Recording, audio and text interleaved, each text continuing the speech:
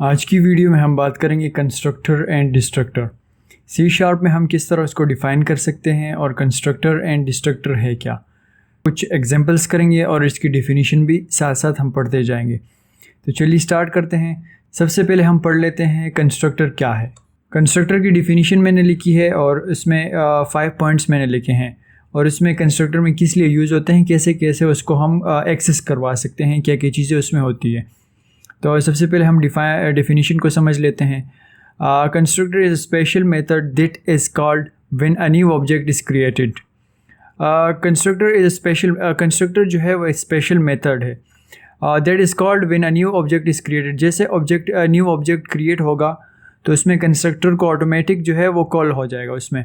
It is use to analyse the object and set its initial state. उसको हम इसको use करने के लिए हम उसको एनालाइज करते हैं ऑब्जेक्ट को और स्टेट हालत में, इनिशियल स्टेट हालत में। तो उसके हम कुछ पॉइंट्स पढ़ लेते हैं कि उसमें क्या क्या चीज़ें होती है। Constructor are special methods that are use to analyse objects. Number 1 point. Number 2 पे है constructor can have parameters. Constructor में जो है पैरामीटर्स होते हैं।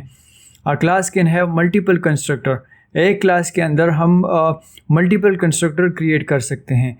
हम सिंगल कंस्ट्रक्टर भी करेंगे और मल्टीपल कंस्ट्रक्टर भी हम उसमें ऐड करते जाएंगे।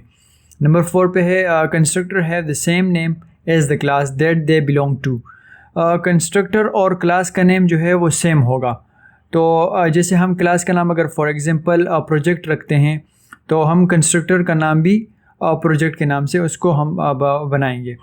और उसके बाद नंबर 5 पॉइंट पे क्या लिखा है, constructor do not have a return type. Constructor की रिटर्न टाइप वैल्यू बिल्कुल भी नहीं होती, तो इसको हम रिटर्न टाइप जो है वो बिल्कुल भी नहीं करवा सकते हैं। तो इसको हम अपने कोड में किस तरह एक्सेस करवा सकते हैं, किस तरह हम उस कोड में यूज़ करवा सकते हैं। तो चलिए स्टार्ट करते हैं। सबसे पहले हम विजुअल स्टूडियो कोड को स्टार्ट करेंगे और उसमें न्यू प्रोजेक्ट पे क्लिक करके अपने लिए एक नया प्रोजेक्ट क्रिएट करेंगे। तो आपने थोड़ा सा वेट करना है। ये visual C# and console application, इस को नाम हम देंगे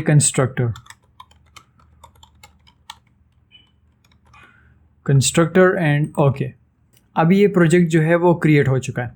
यूजिंग सिस्टम कुछ लाइब्रेरीज़ हैं और नेम स्पेस कंस्ट्रक्टर जो हमारा प्रोजेक्ट का हमने नाम क्रिएट किया कंस्ट्रक्टर, क्लास और ये मेन एंट्री प्रोग्राम है। तो इसके बाद हमने क्या करना है, मेन स्पेस के कर्ली ब्रेसेस में हमने अपने लिए एक क्लास बनाना, एक कंस्ट्रक्टर बनाना है।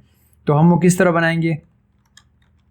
सबसे पहले हम बनाएंगे पब्लिक क्लास नेम, उसको हम देते हैं सर्कल से पहले हम इसको कर लेते हैं एग्जाम्पल नंबर 1 एंड नंबर 1 के बाद हम इसको कर देते हैं कंस्ट्रक्टर, ताकि हमें साथ साथ पता चले कि ये कौन सा हम एग्जाम्पल कर रहे हैं। कंस्ट्रक्टर एंड उसको हम यहाँ से कमेंट कर लेते हैं Ctrl+K+C। और उसके बाद हमने पब्लिक क्लास बनाया और उसको हमने नेम दिया सर्कल के नाम से। उसके बाद हम कर लेते हैं curly bracket open and close. तो हमने ये जो है वो क्लास बनाया और उसके अंदर हम एक कंस्ट्रक्टर बनाएंगे। कंस्ट्रक्टर के लिए हम क्या करेंगे, पब्लिक क्लास के अंदर small bracket open and close और उसके बाद curly bracket open and close. Class की जगह पे हम यहाँ करेंगे सर्कल करेंगे, क्योंकि हमारे क्लास का नेम सर्कल और यहाँ हम उसका नाम भी सर्कल रख देंगे। Curly bracket open and close. उसके अंदर हम एक लाइन प्रिंट करेंगे। लाइन कौन सी होगी, console dot write line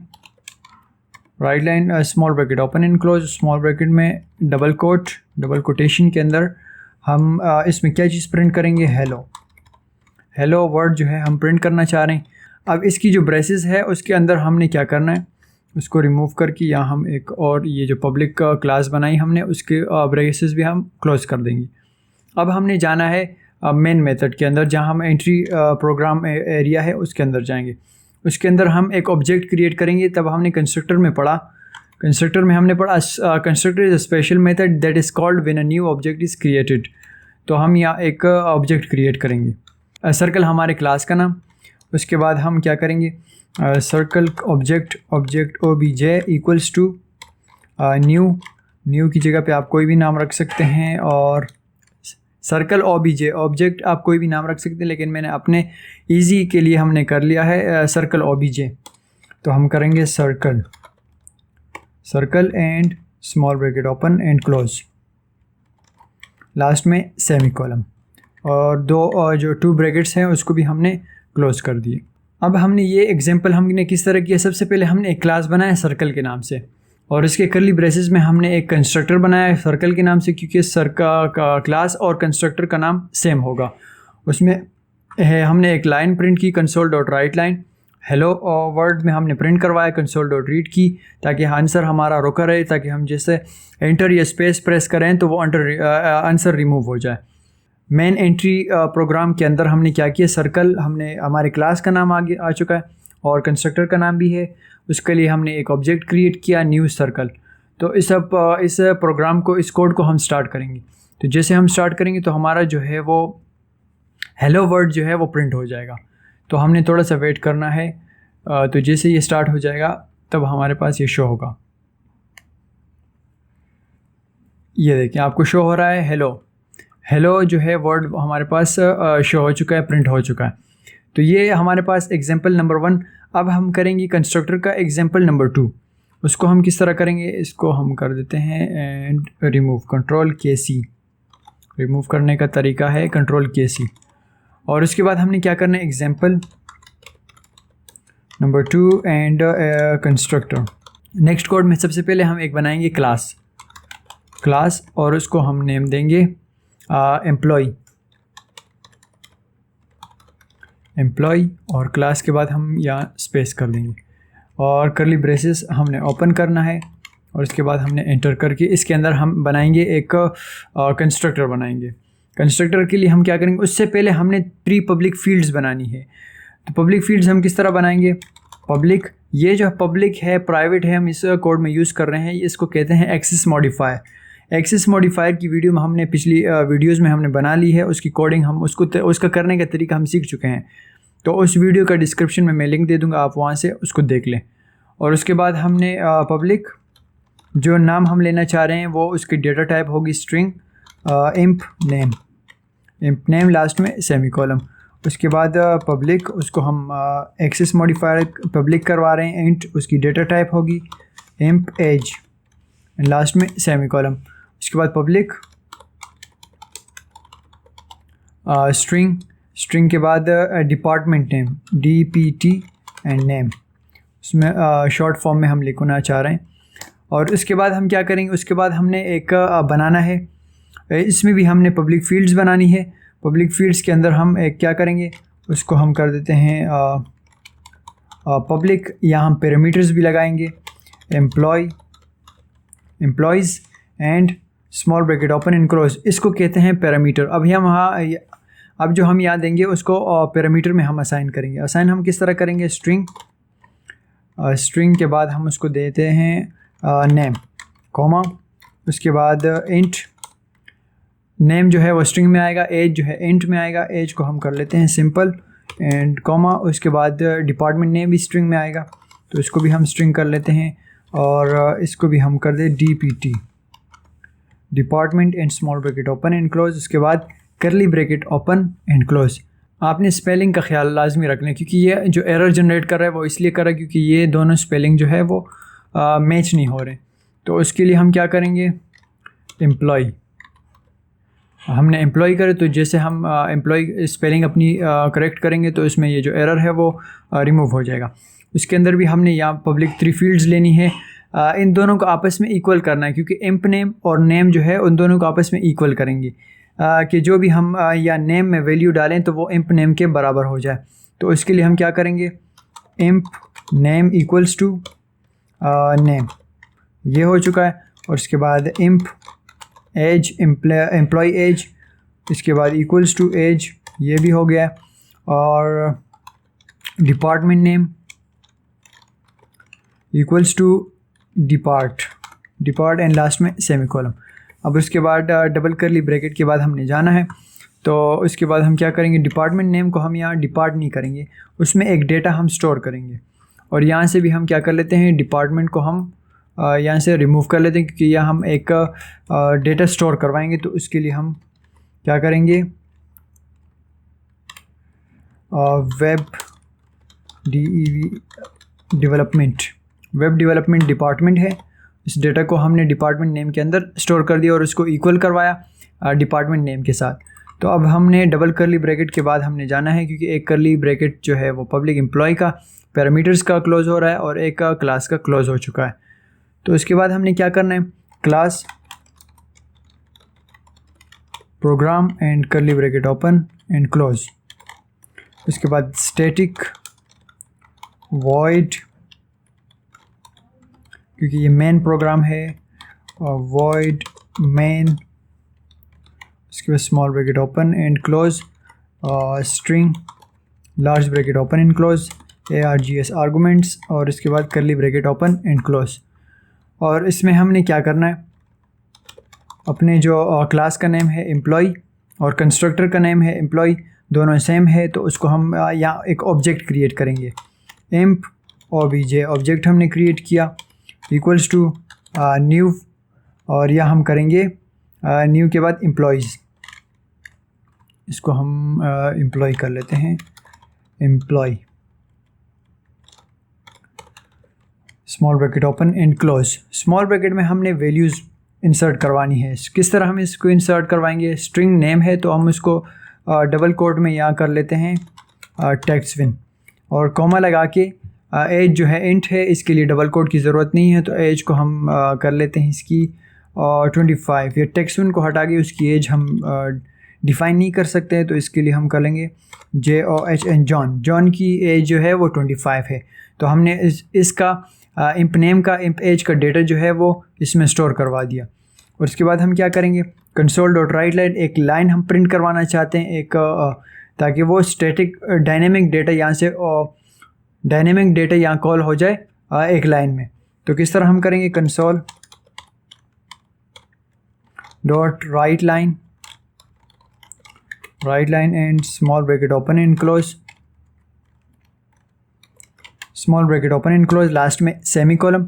semi column के अंदर हमने क्या करना है, या हम कर लेते हैं इम्प जो हमने ऑब्जेक्ट क्रिएट किया, इम्प obj ये हमने ऑब्जेक्ट क्रिएट किया, उसको हमने यहाँ कॉल करवाया।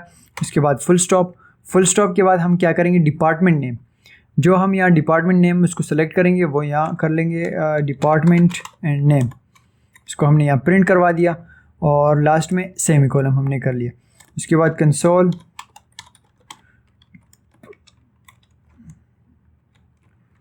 डॉट रीड की के बाद हमने किया small bracket open and close, last में सेमी कॉलम। अब इसका जो आंसर आएगा वो जॉन एंड 25 बिल्कुल भी नहीं आएगा, क्योंकि हमने उसको यहाँ कंस्ट्रक्टर में कॉल नहीं करवाया। तो हमने सिंपल जो वेब डेवलपमेंट का डिपार्टमेंट है सिर्फ वो ही शो होगा। यहाँ हमने ऑब्जेक्ट डॉट डिपार्टमेंट नेम को प्रिंट करवाया।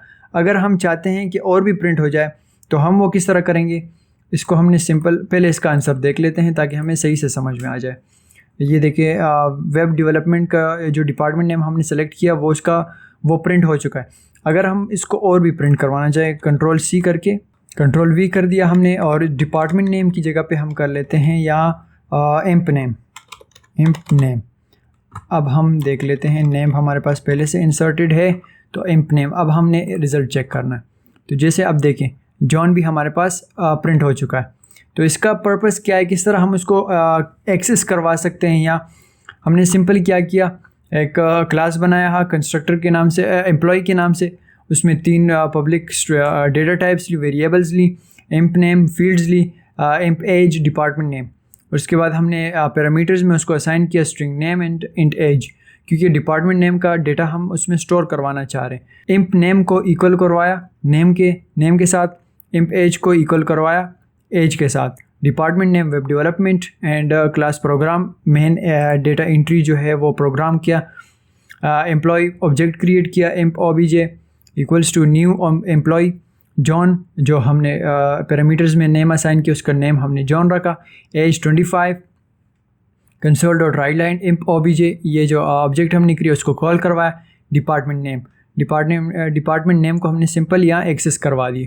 console.writeLine imp obj.imp name name को भी हमने यहाँ एक्सेस करवा दिया। अब हम एज को भी करवा सकते हैं। सिंपल हमने यहाँ इसको कॉपी करना है और यहाँ हम इसको कर देंगे पेस्ट, इंप नेम की जगह पे हम कर देंगे एज, तो वो एज को भी एक्सेस कर लेगा। तो ये हमारे पास जो एग्जांपल था कंस्ट्रक्टर का, उसमें हम मल्टीपल वैल्यूज़ हम डेटा स्टोर भी करवा सकते हैं और डेटा हम उसको कंस्ट्रक्टर के थ्रू भी करवा सकते हैं, किस तरह हम उसको एक्सेस करवाएंगे। तो ये हमारा एग्जांपल भी कवर हो चुका है। अब हम जाएंगे नेक्स्ट एग्जांपल की तरफ। नेक्स्ट एग्जांपल जो हमारा है वो स्टैटिक कंस्ट्रक्टर है, उसको भी हम थोड़ा सा डिफ़ाइन कर लेते हैं और उसके बाद हम उसको भी उसकी कोडिंग भी हम साथ ही साथ करते जाएंगे। तो नंबर 3 एग्जांपल है, एग्जांपल नंबर 3 स्टैटिक कंस्ट्रक्टर, और इसको हमने कमेंट में इंक्लूड करवा दिया। इसके बाद हम इसको थोड़ा सा डिफ़ाइन भी कर लेते हैं और इसके कुछ पॉइंट्स भी पढ़ लेते हैं। तो ये हमारे पास static constructor is a special type of constructor. Static constructor जो है वो स्पेशल टाइप है कंस्ट्रक्टर की, that is executed only once. ये एग्जीक्यूट होता है एक ही बार, when the class is first loaded. जो पहली बार जो है वो लोड होगा तो ये एक्सेस उसको एग्जीक्यूट ही होगा into memory. It is used to analyze static members of the class such as static fields and static properties. Static constructor do not have any parameters. इसमें कंस्ट्रक्टर में पैरामीटर्स है, लेकिन स्टैटिक कंस्ट्रक्टर में parameters बिल्कुल भी नहीं है। और एक्सेस मॉडिफायर, इसमें एक्सेस मॉडिफायर भी यूज़ नहीं हो सकते। एक्सेस मॉडिफायर किस लिए क्या होते हैं? Access modifier public, protected, internal and private. ये एक्सेस मॉडिफायर भी हम उसमें यूज़ नहीं कर सकते। कंस्ट्रक्टर में हम उसको यूज़ करवाते थे, public, private. They are also called automatically, ये ऑटोमेटिक जो है वो कॉल्ड हो जाता है। तो इसके कुछ पॉइंट्स भी है। Static constructor do not have any parameters, तो हमने पिछले डिफाइन में उसको पढ़ लिया है कि उसमें पैरामीटर्स नहीं होते और एक्सेस मॉडिफायर भी उसमें नहीं होते। They are also called automatically, तो ये जो है वो ऑटोमेटिकली कॉल्ड हो जाता है। स्टैटिक जो है एक कीवर्ड है, उसको हम यूज़ करेंगे। तो चलिए स्टार्ट करते हैं। अपने कोड की तरफ जाएंगे हम और इसको हम एग्जीक्यूट करेंगे। थोड़ा सा हम कोड जो है वो जूम कर लेते हैं। तो हम क्या करेंगे, इसमें सिंपल हम एक क्लास बनाएंगे मल्टीप्लिकेशन के नाम से। क्लास मल्टी के नाम से सिंपल हम बना लेते हैं और इसको curly bracket open and close. Static keyword हम यूज़ करेंगे, स्टैटिक, और इसकी data type int, value 1 equals to 10। Value 1 की वैल्यू हमने रखी, वैल्यू 1 10 हमने उसकी वैल्यू रखी। और स्टैटिक इंट हम एक दूसरा वेरिएबल लेंगे, एक फील्ड लेंगे, उसको भी हम कीवर्ड लगाएंगे स्टैटिक का। इसका भी डेटा टाइप इंट ही होगा। और प्रोडक्ट लास्ट में सेमीकोलन। उसके बाद हम क्या करेंगे, उसके बाद हम बनाएंगे एक कंस्ट्रक्टर। वो किस तरह बनाएंगे, और स्टैटिक मल्टी नाम सेम होगा क्लास का और कंस्ट्रक्टर का। तो हम क्या करेंगे, multi small bracket open and close, last में curly bracket open and close. इसकी वैल्यूज़ भी हमने क्या करनी, इसमें हम क्या करेंगे, एक लाइन प्रिंट करेंगे कंसोल डॉट राइट लाइन के थ्रू। Console dot write line small bracket open and close, last में semicolon and double quotation में हम क्या लाइन प्रिंट करेंगे, स्टैटिक कंस्ट्रक्टर इनिशियलाइज्ड। और प्रोडक्ट की वैल्यू अब हम यहाँ देंगे। प्रोडक्ट की वैल्यू हम किस तरह देंगे, product equals to val 1 multiply by val 1। मतलब ये है कि वेल 1 की वैल्यू 1 की जो वैल्यू है उसको मल्टीप्लाई करो वैल्यू 1 के साथ, तो 10 को मल्टीप्लाई करो 10 के साथ। तो ये हमने अब इसको कॉल करवाना है कहाँ, क्लास सिंगल ब्रैकेट के अंदर हम क्या करेंगे, एक क्लास के अंदर हम एक और चीज़ प्रिंट करवाएंगे, मेथड बनाएंगे क्लास का, पब्लिक स्टैटिक वॉइड मेथड। तो मेथड बनाने के लिए हम क्या करेंगे, पब्लिक, इसमें हम वो यूज़ कर सकते हैं एक्सेस मॉडिफायर, लेकिन कंस्ट्रक्टर और क्लास में, कंस्ट्रक्टर में हम वो यूज़ नहीं कर सकते एक्सेस मॉडिफायर। तो public static void method and method small bracket open and close, last में curly bracket open and close. उसके अंदर हमने क्या करना है, उसके अंदर भी हम एक लाइन प्रिंट करेंगे, कंसोल डॉट राइट लाइन के थ्रू, राइट लाइन और small bracket open and close, last में semicolon and double quotation में वैल्यू ऑफ प्रोडक्ट कॉलम। उसके बाद हमने प्लस का साइन लगाया क्योंकि हम अभी इस प्रोडक्ट को अब हम यहाँ कॉल करवाएंगे।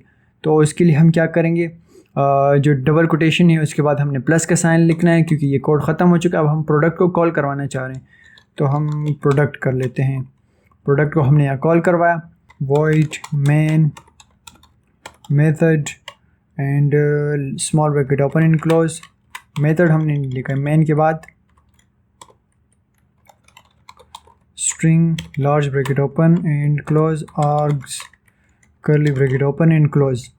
उसके अंदर हम क्या करेंगे, जो हमने क्लास बनाया मल्टी के नाम से उसको हम यहाँ कॉल करवाएंगे मल्टी, और मल्टी डॉट मेथड हमने ये क्रिएट किया, मेथड को हम यहाँ कॉल करवाएंगे मेथड, और उसके बाद small bracket open and close, last में सेमी कॉलम। उसके बाद कंसोल डॉट रीड की, इसको जो जितने एरर आ रहे हैं उसको हम लास्ट में सॉल्व करते जाएंगे। अब ये जो एरर है वो इसलिए जनरेट कर रहा है, इस एरर को देख लेते हैं। इसको हमने कॉपी कर लिया और यहाँ से हम इसको रिमूव करके इस जो पब्लिक मेथड है उसके बाहर हम इसको पेस्ट कर देंगे। जो जितने एरर है वो रिमूव हो जाएंगे क्योंकि हमने एक ब्रैकेट उसमें नीचे हमने क्लोज कर लिया था। तो सबसे पहले हमने क्या किया, इसमें हमने एक क्लास बनाया मल्टी के नाम से, स्टैटिक, उसमें 2 फील्ड्स ली, वेल 1 और वेल 2। वेल 1 की वैल्यू हमने 10 रखी और उसमें प्रोडक्ट को हमने ऐड करवाया, उसकी वैल्यू हमने स्टोर नहीं करवाई। उसके बाद हमने एक मल्टी के नाम से एक क्लास कंस्ट्रक्टर, स्टैटिक मल्टी के नाम से एक कंस्ट्रक्टर बनाया, console dot write line static constructor initialised. Product को हमने यहाँ उसकी वैल्यू असाइन कर ली, value 1 multiply by value 1, value 1 10 multiply by 10। उसको हमने क्या किया, पब्लिक स्टैटिक वॉइड मेथड बनाया, console dot write line value of product is, product को हमने जो भी वैल्यू इसकी आएगी वो यहाँ प्रिंट हो जाएगी। उसके बाद मेन प्रोग्राम एरिया में हम गए, मल्टी को हमने यहाँ आके एक्सेस करवाया, simplified dot method multi dot method को हमने यहाँ कॉल करवाया, स्मॉल ब्रैकेट एंड लास्ट में semi column. Console dot read की आंसर रोकने के लिए हमने ये लाइन जो है वो प्रिंट करवाई। उसको हम जैसे इस कोड को अब हम स्टार्ट करेंगे तो स्टैटिक कंस्ट्रक्टर इनिशियलाइज्ड और वैल्यू ऑफ प्रोडक्ट इज़ 100। तो ये हमारे पास कोड जो है बिल्कुल करेक्ट आ रहा है। अगर हम यहाँ कर देते हैं 100 और फिर हम अपने कोड को स्टार्ट करेंगे तो यहाँ आएगा 1000 10,000। तो ये हमारे पास जो है वो प्रिंट हो चुका है।